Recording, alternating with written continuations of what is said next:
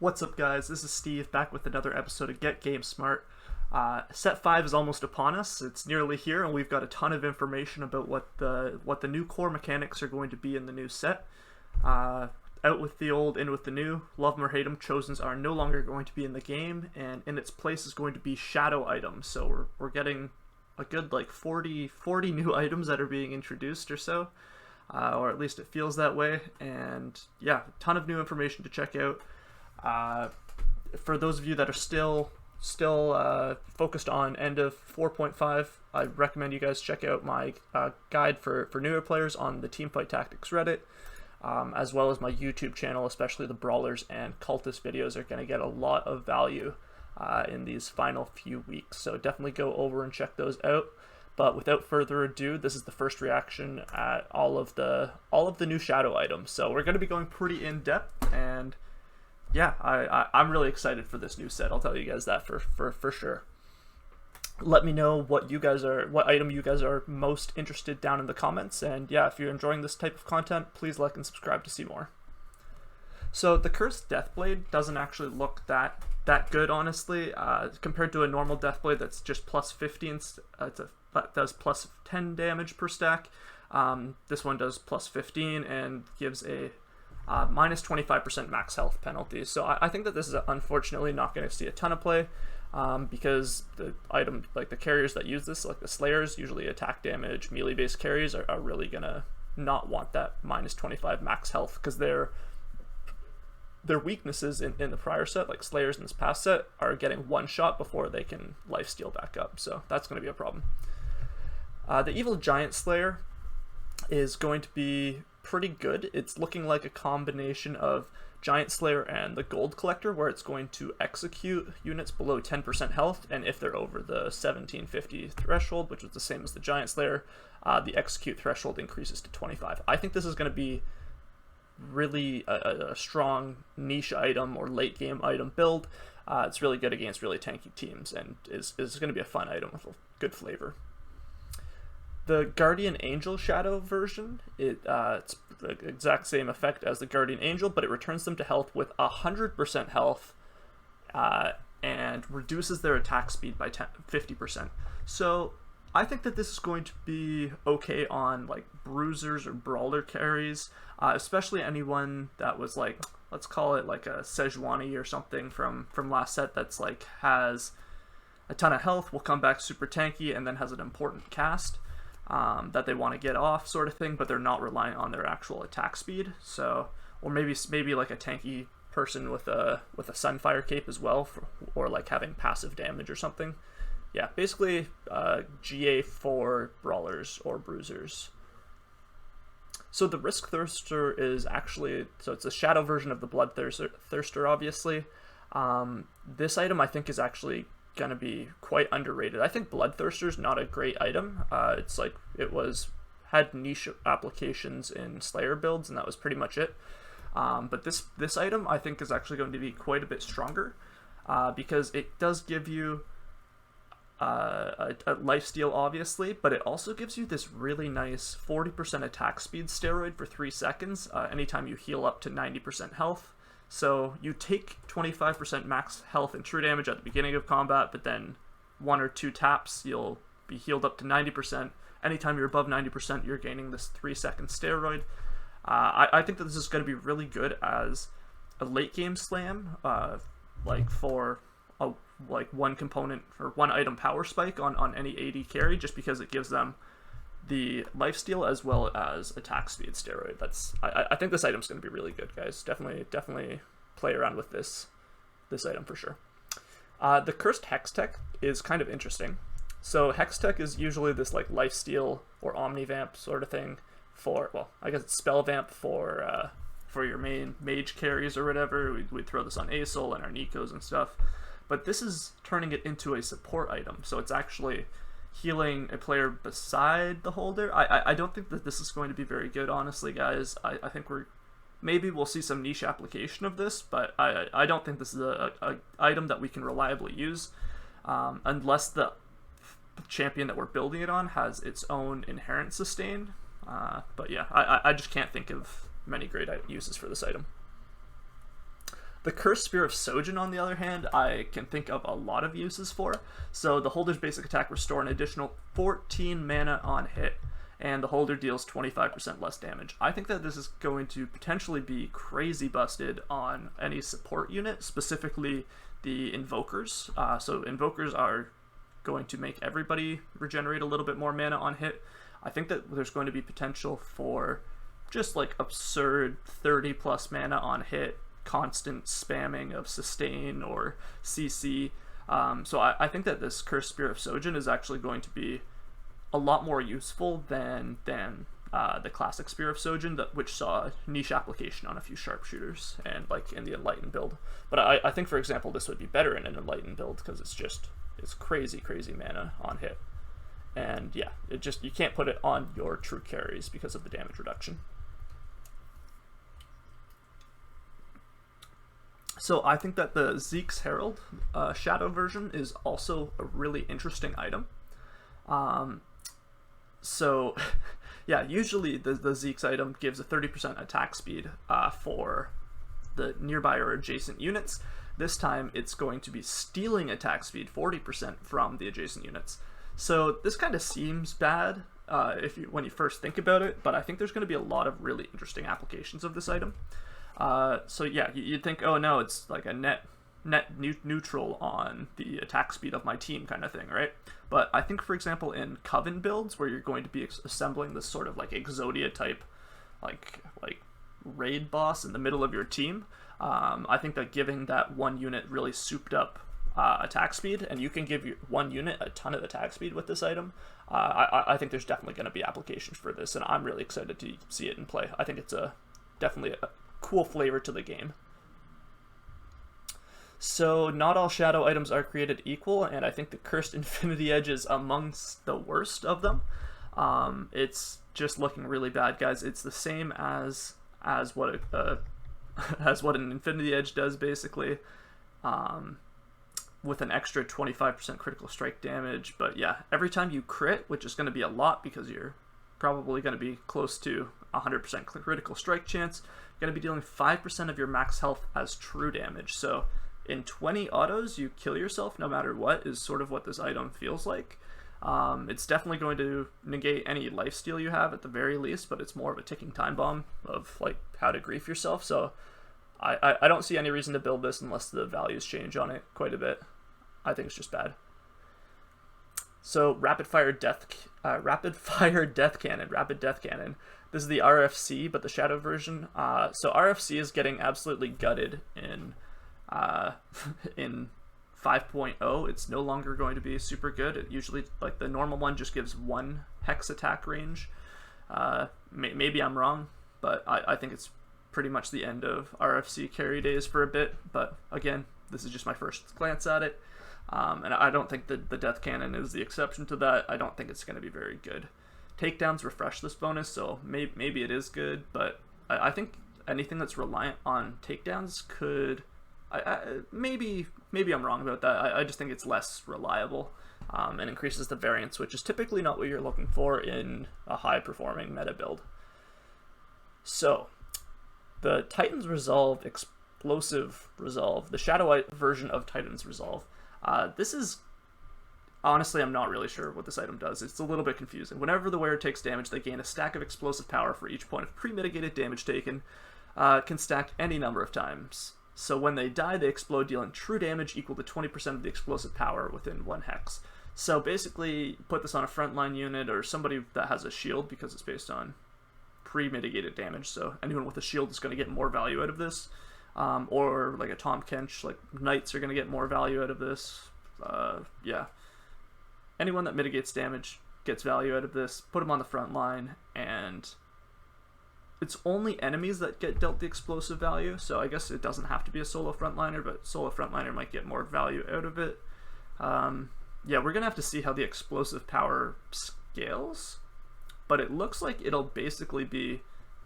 It'll deal like 20% of... Oh, this actually could be very good. It's going to deal 20% of the max HP of this tank that you've thrown it on, or more, right? Because it's pre-mitigated damage, so... I think that this actually has potential to be very, very good. for frontliners. So Runan's Evil Hurricane, the Shadow Runans, pretty straightforward, guys. This is going to be better for people who do not have an on-hit effect. It's going to shoot out 2 bolts, dealing 60% of the attack damage. I think it's 80% in 1 bolt for normal Runans. But normal Runans apply on hit, whereas these do not. That's the difference. So if it has on hit, it's going to prefer normal Runans. Otherwise, build the Shadow one. Looks pretty cool.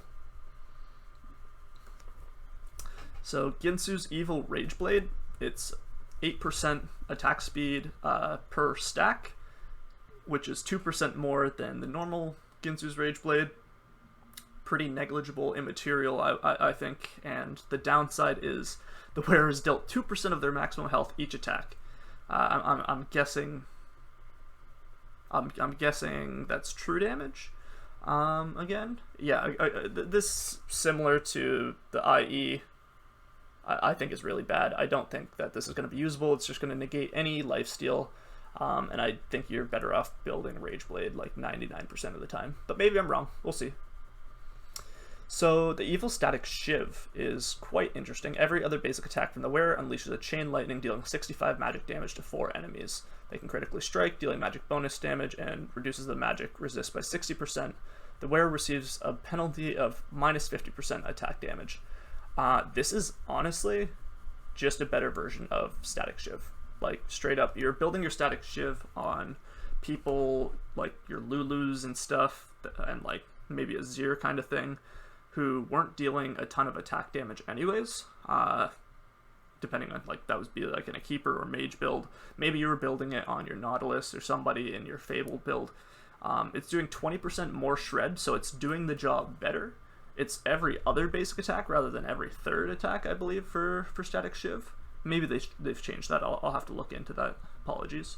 And the minus 50% attack damage, like, it's not even minus 50% damage. That would be something that I think they should probably consider looking into, because otherwise I think it just kind of dominates Static Shiv right now. So definitely a good item. But Static Shiv was a little weak to begin with. So I feel like with the items that were kind of weak or didn't get much love in 4.5, like the Bloodthirster and Static Shiv, I really feel like they are increasing, like they're over-tuning the Shadow versions of them early on. And I think that's actually kind of fine. So, the ZZ Rot with the Dark Portal. ZZ Rot Dark Portal Shadow item. So this is, I think it's actually going to be really good, guys. When the wearer dies, a construct with 500 health arises to continue the fight. When it dies, the construct deals 777 true damage to enemies within 1 hex. So I think ZZ Rot's kind of a great item, actually. I think it's got really good applications, like both putting it on in the second row behind your front line kind of thing, or using it as assassin defense against like Talons and Akali's and stuff. So I definitely think that ZZ Rot is a better item than people have kind of figured out how to use it for. And my one big question about this is first of all, whether it scales with champion level. I'm not sure if they're changing that. But also, because I think this is going to happen a lot, and it would feel bad if it doesn't work this way. But what happens when your construct is fighting against one other champion, or however many champions, and it's the last one left alive, and it dies and it explodes? What's going to happen? I'm really excited to find out. Because it would feel really bad if your construct dies, it explodes, but it doesn't do the damage because the round's ended and you've lost. It might work like that. I really hope it doesn't. Excited to find out, though, when 5.0 is launched on the PBE. I'm definitely going to be, investigating these things.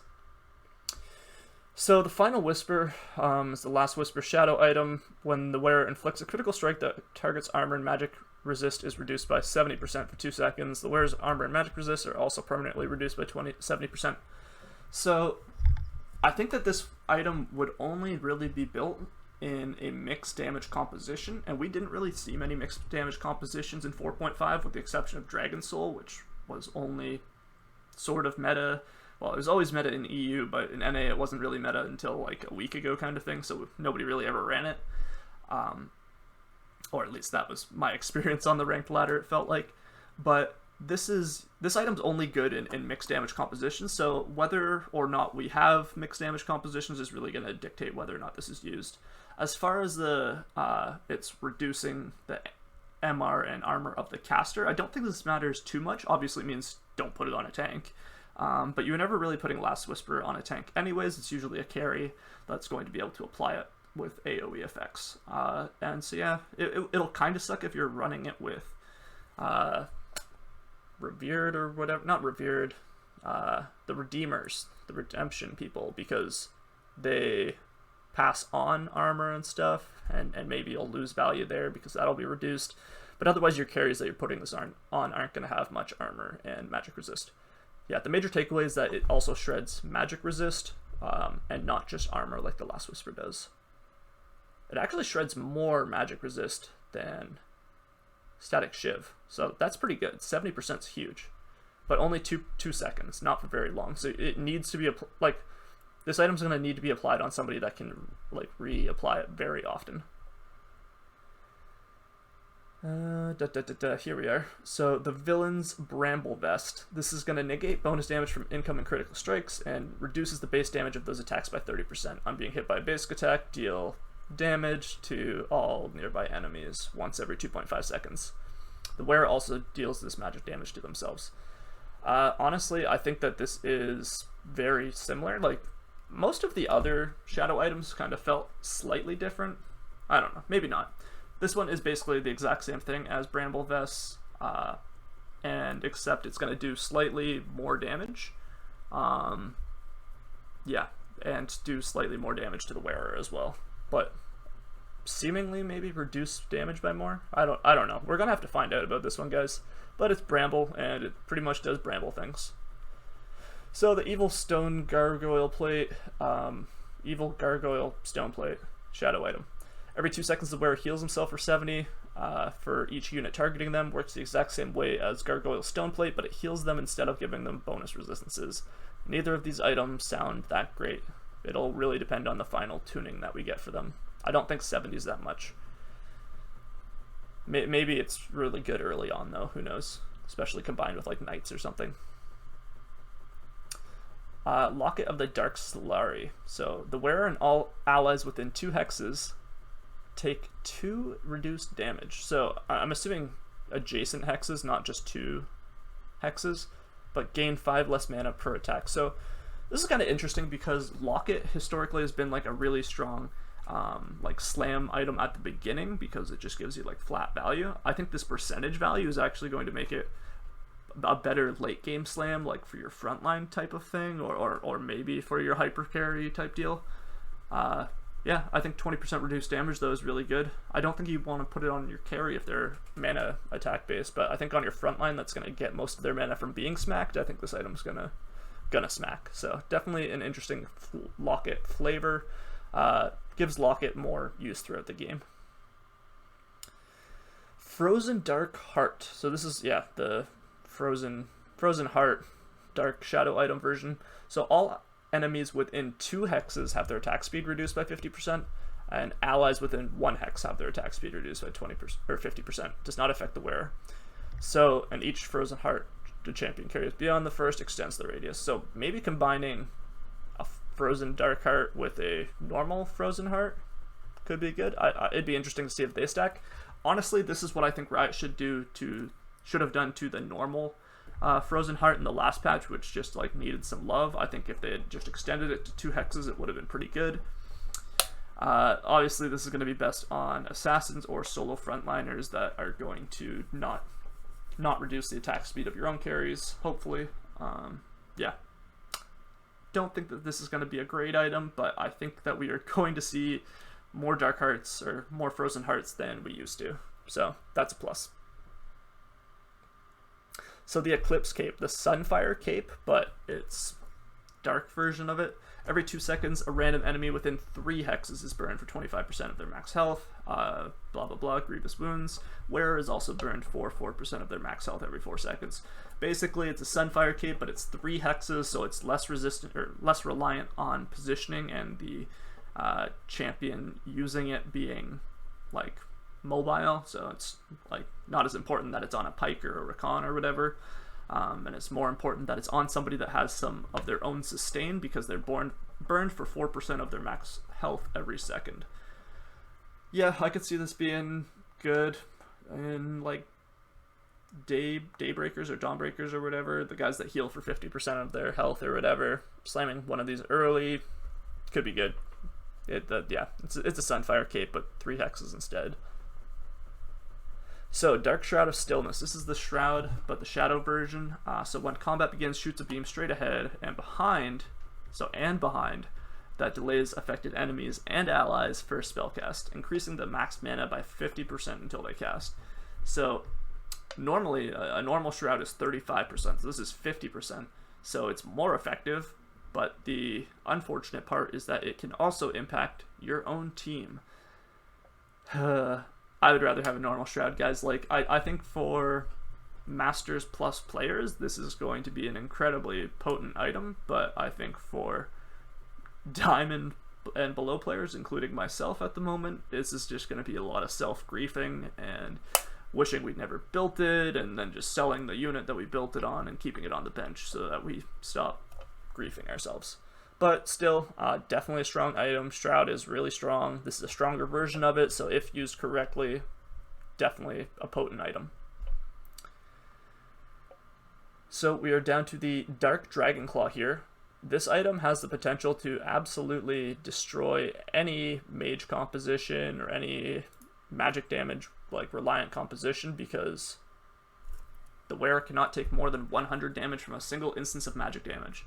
This is like it's worse in the early game than Declaw, but better in the late game, because imagine one A-Soul Blast, but they're only taking 100 damage max from each tick. Like, that would be absolutely insane. Yeah, I think this is gonna reduce the impact of Dragonclaw in the early game, but be better in the late game. So Ionic Dark Spark. So Ionic Spark's always been a little bit of a convoluted item, and the dark version is no different. Enemies and allies within 2 hexes are zapped when they cast an ability taking magic damage, scaling with their max mana. Enemies take 2% of their max mana, and allies take 100% of their max mana as damage. I believe. Whenever an enemy or ally is zapped, the wearer gains 5 ability power for the rest of combat.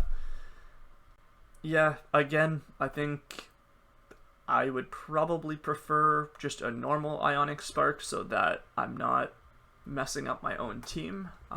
But with perfect use that I think we're going to see more towards the end of the set, this item could eke out extra value. So definitely has some niche applications. Chalice of Malice, it's basically a chalice, but it gives more spell power, and the wearer loses spell power. Basically, it's a better chalice if you have somebody, like if your holder isn't spell power reliant. Explosive Zephyr. When combat begins, the wearer summons a whirlwind on the opposite side of the arena that removes the closest enemy from combat for 8 seconds. 8 seconds is a long time, guys. The wearer has also banished himself for 3 seconds, so normal Zephyr timing is 5 seconds, I believe, so it's still the difference of a normal Zephyr, but I mean, the thing is, you're placing this on a throwaway unit that you don't really care about for the first 3 seconds, so an 8-second banish is huge. And if you get that off on a carry, their front line is going to be dead before that carry has gotten involved in the fight, and you've just won the fight. Congrats. So definitely going to see a lot of use for Explosive Zephyr, I think. I've also heard apparently the Explosive Zephyr goes through QSS. I don't know about that. That's something I've heard, but I haven't seen it yet, so we're gonna have to check back in with that one. If it does, this item's gonna be busted. So Evil Quicksilver. Whoops, sorry guys. Evil Quicksilver. The wearer is immune to crowd control, but has 25% less max health. I think that a normal Quicksilver Sash is more than long enough duration of 10 seconds. Maybe the fights are going to be a very different length in set 5. I kind of doubt that, just because they want to keep the game at the current game length, I think. So I don't think that the combats are going to be much different. So I think 10 seconds is enough. Some carries might prefer this, though, if they don't mind the 25% less max health. So the Rabadons, guys, the Cursed Rabadons cap. So in comparison to the Shadow Deathblade variant, which kind of sucked, I think the Cursed Death cap is really good. 125% spell power is so much. I believe Rabadon's is just like 50%. So this is like 2.5 times better than that. The holder receives a penalty of minus 25% health. I think that this is going to be a pretty big power spike on any spell power based carry. Archdemon Staff is a really, really interesting item that I think we are going to see nerfed after people figure out how to abuse it. Each time the holder casts their spell, they gain maximum health equal to 250% of their max mana. The holder then heals for the maximum health that was gained from that spell cast. So, like, in combination with the Shroud here, that affects the spell casts, increasing the max mana by 50% until they cast. You could like really stack up somebody's mana to be really huge, and then have them cast, giving them a butt ton of health. So I think we're going to see some really interesting interactions with this item. I'm not sure if it's going to be good or bad, but hey, there's going to be a lot of flavor and a lot of things to test, and I think as a player, that's all you can be like. That's all you can really hope for. Yeah, gotta be fun. So the very dark blue buff is really interesting as well. Very similar to the blue buff in what it's going to do is get you to cast more, but it's going to be for champions that have a higher mana cost, basically. So after casting their spell, the wearer's mana is set to 10. If the wearer has less than 50% health, this is increased to 40. So, I mean, imagine putting this on like an Asol or a Sejuani or anyone. Like, they're going to be casting... It's going to make anyone who wears this cast so much. Like, if they had like 180 cost spell or whatever, it's now like maximum a 40 cost spell. So whoever wears this is going to be casting a lot more. So yeah, I think this is going to be really good for anyone with a high mana cost and a high impact spell. A really good item. Lack of Redemption. The wearer radiates an aura to all allies on the board and heals them for 15% of their missing health every 5 seconds. Each time this happens, the wearer damages themselves for 10% of their current health as true damage. So there's like a pretty common theme in that a lot of shadow items are like, hey, we're a super strong version of the item, but we're going to deal damage to the wearer. So I think that this is going to have like really good application actually on a backline unit, so it's a unit that's going to stay alive that also has a lot of health. So like the Daybringer or Dawnbringer, sorry I forgot the name of that trait, but the one that has the up to 150% max health heal kind of thing at the 8 set or 6 set or something. Slam this on one of the backliners and just like profit from so much value from healing. 15% of their missing health every 5 seconds is a lot. It would be nicer if it was like every 7% every 2.5 seconds or whatever, just so it would pulse more frequently. And I think that 5-second pulse is the only thing that's keeping this item from being really strong, because the current numbers look ridiculously tuned. So I think this is going to be really good. And again, it goes with kind of what I said, all of the items that were kind of lackluster in 4.5, I think the early shadow items are going to be really good versions of them. So Hand of Justice, which is Hand of Vengeance here, I'm not really sure what to think of this item. The holder begins combat with 2 buffs, plus 40 attack damage, plus 40 spell power, and basic attacks and spells heal for 40% of the damage dealt. After each takedown, if the holder had the buffs, they lose them. If they don't have them, they get them again. Again, I don't like these things that are reliant on takedowns because it's going to be really positioning and like positioning focused. Like, for example, you kill the first frontliner, and so you lose your buffs, but then you're stuck on the second frontline kind of thing, and you can't kill it. Who knows? Maybe you just like don't have your buffs for very long in the fight. I think it's still going to be a great flexible slam because it does attack damage and omnivamp and spell power, so literally anyone can use it. But it's, I don't know. I don't think it's going to feel as good, but I guess it will because you'll always have healing, but you always won't too. I don't know. I'm gonna have to use it a couple times to really decide how I feel about it.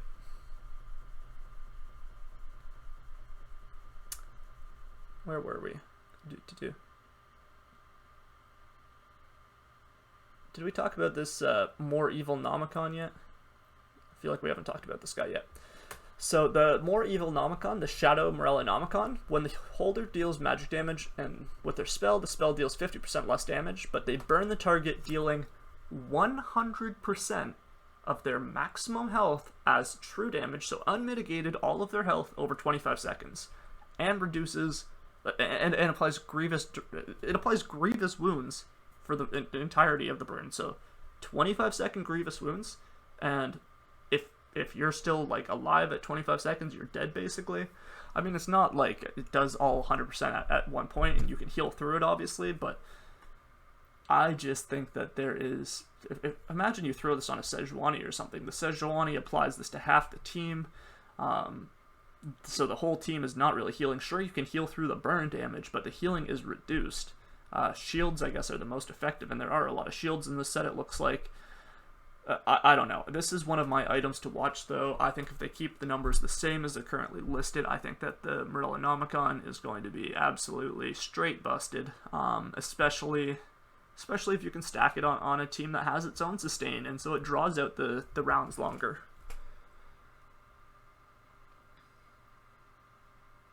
I think I was actually here is where I should have been.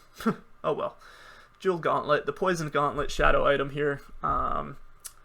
Holder spell can critical strike, gain 40% strike damage, 25 strike chance, but when the wearer casts, they lose 20% of their maximum buff, or maximum health. I do not see the appeal over a normal Jeweled Gauntlet. It gives you slightly more damage. Like, yeah. But I don't know, guys. Somebody tell me why Poison Gauntlet's good. I'm probably not going to build it, but maybe it will be good. What have we not talked about here? I think there's only 3 items left that we haven't talked about, actually. So, Warmog's Poison Armor grants 1500 bonus health versus 1000 for Warmogs, but the wearer loses 100 health each second. So basically, it's neutral. It's like a net even after 5 seconds. But of course, I think Warmogs is actually going to, like the poisoned Warmogs here is actually going to be better on people that Warmogs would have been good on in the first place, because Warmogs is really only good on people that have plus bonus health. So, for example, like Elise or Swain that gain like 100% bonus health or whatever when they transform and use their ultimate. So obviously this would be making that pool bigger, so you get a bigger multiplication effect.